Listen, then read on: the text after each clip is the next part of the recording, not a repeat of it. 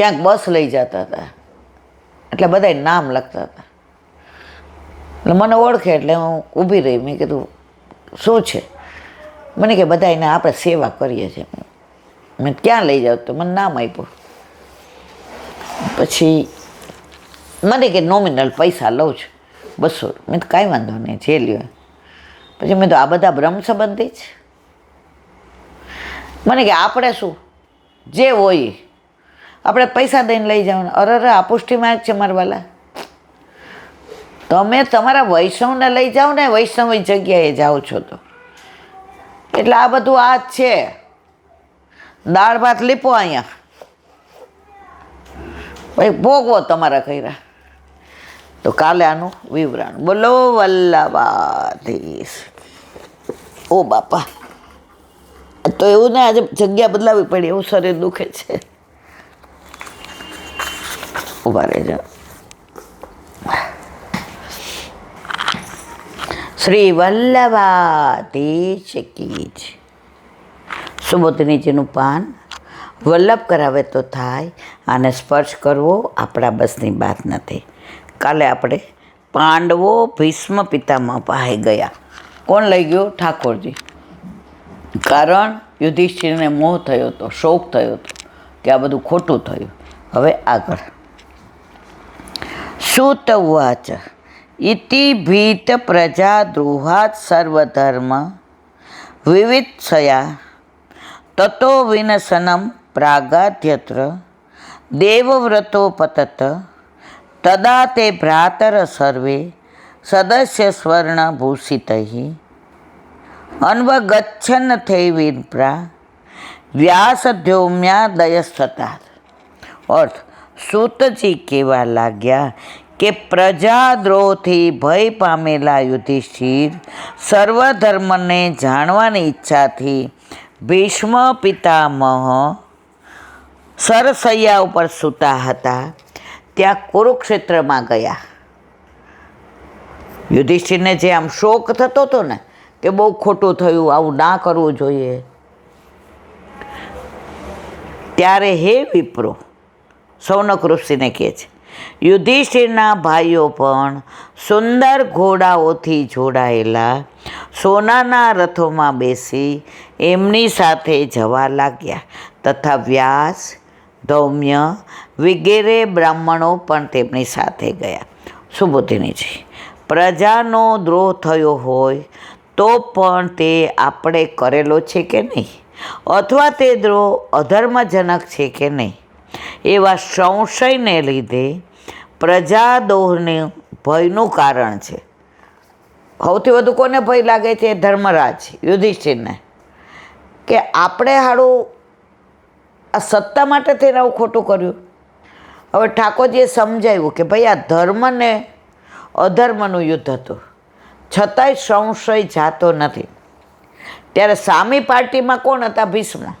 ભલે દાદા બે ના હતા, પણ ભીષ્મ લડતા હતા કોના તરફથી? કૌરવો તરફથી. તો જો સામે દુશ્મનના નેતા એવું કહે ને કે તમે બરાબર કર્યું જ, તો મનને શાંતિ થાય. એટલે ઠાકોરજી વિચક્ષણ, એ કે હવે મારે આને કાંઈ કહેવું નથી.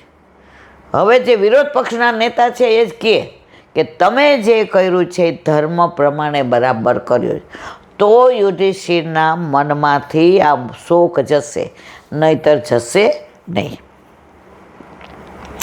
એટલે જે સર્વજ્ઞ હોય તેનાથી સર્વ સંદેહોની નિવૃત્તિ થાય. આપણને તકલીફ હોય તો ગુરુદેવને પૂછાય, આપણા ઘરે કોઈક મહેમાન આવ્યું એને પૂછાય, તો સર્વગુણ સંપન્ન હોય ને એને પૂછાય. આપણાથી આપણે ભણતા હોઈએ અને જે પહેલો નંબર આવતો હોય ને એને આપણે કહેવાય કે આ દાખલાની રીત શીખવાડો. પણ ઓલો 3 વાર એકના ક્લાસમાં હોય એને પૂછાય. તો જે સર્વગુણ સંપન્ન હોય એની પાસે જવાય, ગમે એની પાસે જવાય નહીં.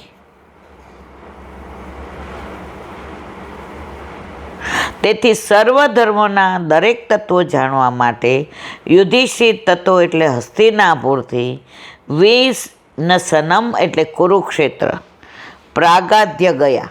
હસ્તિનાપુરથી બધા ક્યાં ગયા? કુરુક્ષેત્રમાં. કેમ? ભીષ્મ પિતામહ ત્યાં સરસૈયા ઉપર પોઢેલા હતા. હવે ઠાકોરજી તો જતા દ્વારકા, પણ જતાં જતાં ભીષ્મને વચન આપ્યું હતું, એટલે કે આલો એક પંથ દો કાજ. યત્ર દેવવ્રતો પતત, જ્યાં દેવવ્રત પડેલા હતા ત્યાં, એટલે કે ભીષ્મ પિતામહ સરસૈયા પર સૂતા હતા ત્યાં ગયા. દેવવદ વ્રતમ યસ્ય, દેવોના જેવું જેનું વ્રત છે તે દેવવ્રત. લગ્ન ન કરવાની જે પ્રતિજ્ઞા લીધી હતી ને એ ભીષ્મ પ્રતિજ્ઞા હતી. એટલે આપણે શું કહીએ, અમારી ભીષ્મ પ્રતિજ્ઞા છે, આમ નહીં કરીએ.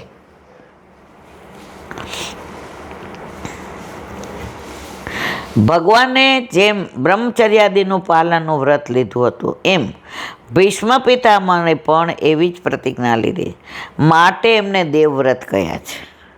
એટલે એમનું આવી રીતે કદાપી પતન થાય નહીં. પણ આ ભગવાનની અદ્ભુત લીલા છે. યુધિષ્ઠિરના ભાઈઓ પણ એમ માનતા હતા કે અમે પ્રજાદ્રોહ કર્યો છે. બધાને અંદર ગ્લાનિ હતી. કૌરવો આવું કરતા તે ભૂલી ગયા, અમને હેરાન કર્યા એ ભૂલી ગયા, અમારું બધું લઈ લીધું એ ભૂલી ગયા. પણ પ્રજાનો જે દ્રોહ કર્યો ને, બધી વિધવાઓ જતી હોય ને, છોકરાઓને જુએ ને, રોતા જુએ ને, પુરુષ વિનાના ઘર જોયા ને, એટલે બધાના હૃદય, કારણ એ ધર્મી હતા બધાય. યુધિષ્ઠિર ધર્મી બાજુ હતો, આ બધાય ધર્મ માટે લડ્યા હતા, એટલે બધાના હૃદય કોમળ હતા. અને કૌરવો સત્તા માટે લડ્યા હતા, અધર્મ માટે લડ્યા હતા, એટલે નિષ્ઠુર હતા. એના બધાને જોઈને કાંઈ અસર થતી નહોતી. એને તો બસ બધાને હરાવીને સત્તા મારી. છેવટે તો 5 ગામ માંગ્યા હતા કે ભાઈ અમારે કાંઈ નથી જોઈતું, 5 ગામ આપી દે, અમારે યુદ્ધ એ કે લડીને લ્યો, બાકી એક ટાંકણી જેટલું મળે નહીં. પણ આ ભગવાનની અદ્ભુત લીલા છે. યુધિષ્ઠિરના ભાઈઓ પણ એમ માનતા હતા કે અમે પ્રજાદ્રોહ કર્યો છે. એ બધા અને બીજા પણ બ્રાહ્મણો, વ્યાસ, દ્રૌમ્ય વગેરે જેમાં મુખ્ય હતા તે પણ યુધિષ્ઠિરની પાછળ ગયા કે આ શંકાનું સમાધાન શું નીકળે છે. આ સંશય અમારો ભીષ્મ પિતામહ દૂર કરશે તો અમે હારે જઈએ. તો એકલા 5 ભાઈઓ ને ઠાકોરજી નહોતા, બ્રાહ્મણો, પુરોહિતો, વ્યાસી, દ્રૌમ્ય બધાય સાથે ગયા. ભગવાને પણ ભીષ્મ પિતામહને મુક્તિ આપવાની હતી, એટલે ત્યાં જવું જરૂરી હતું. જો ભગવાને તો વચન આપ્યું હતું, જ્યારે ઓલા આપણે ભાનુમતીના બદલે દ્રૌપદીને લઈ ગયા ત્યારે કીધું કે પ્રભુ ભલે આ બધું ખોટું કર્યું, પણ આના બદલે એક વચન આપો કે છેલ્લે મને આપ દર્શન કરાવવા આવશો. ઠાકોરજી કે મારે તો જવાનું જ છે, હવે હું કહીશ તો આ લોકો માનશે નહીં. પણ ભીષ્મ પિતામહ જે વિરોધ પક્ષના નેતા છે એ કહેશે તો અવશ્ય માનશે. એટલે બધાને લઈને ઠાકોરજી ભીષ્મ પિતામહ પાસે આવ્યા, કારણ કે એમને મુક્તિ દેવાની છે અને આમને ઉપદેશ અપાવડાવવાનો છે. આમ છતાં યુધિષ્ઠિરને સારું લાગે માટે તે પણ યુધિષ્ઠિર સાથે પધાર્યા. બોલો વલ્લભાધીશ. શ્રીમદ ભાગવત. અને મારા દંડવત પ્રણામ કરું છું. चंद्र सरोवर पे सूरदास जी के द्वार पे मेरा दंडवत प्रणाम। सूरपी कुंड पे परमानंद दास जी के द्वार पे मेरा दंडवत प्रणाम। जमुनावता पे संकर्षण कुंड पे कुंभन दास जी के द्वार पे मेरा दंडवत प्रणाम। बिच्छू कुंड पे कृष्णदास जी के द्वार पे मेरा दंडवत प्रणाम। कदम खंडी पे गोविंद स्वामी के द्वार पे मेरा दंडवत प्रणाम। अप्सरा कुंड पे चित्त स्वामी के द्वार पे मेरा दंडवत प्रणाम। मानसी गंगा पे नंददास जी के द्वार पे मेरा दंडवत प्रणाम। रुद्र कुंड पे चत्रबुद्धास जी के द्वार पे मेरा दंडवत प्रणाम। व्रज विलास व्रजनी गोपिकाओं ने मारा दंडवत प्रणाम। हे वल्लभ સવારથી અત્યાર સુધી સેવા સ્મરણ સત્સંગ જે પણ તે કરાવ્યું તે તારા ચરણારવિંદમાં સમર્પણ કરું છું. ભૂલ અપરાધ થઈ હોય તો ક્ષમા કરજો. બોલો વલ્લભાધીશ કી જય. દ્રઢ ચરણ કેરો બરો દ્રઢઈના ચરણન કેરો. શ્રી વલ્લભનખ ચંદ્ર છટાબિન સબ જુગ માજ અંધેરો ભરોસો. દ્રઢઈના ચરણન કે साधन और नहीं आकली में चासु होय निवेरो. सूर का कहे द्विविध आंधरो बिना मोल को चेरो भरोસો.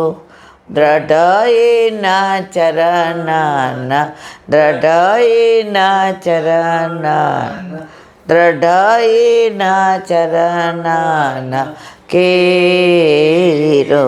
વલ્લભાધીશ કી. આજનો આ સત્સંગ મારા વલ્લભના ચરણારવિંદમાં સમર્પણ કરું છું. ભૂલ અપરાધ થયો હોય તો ક્ષમા કરજો. આ મારા વલ્લભની વાણી અને ભૂલ હોય મારી. બોલો વલ્લભાધીશ કી જય.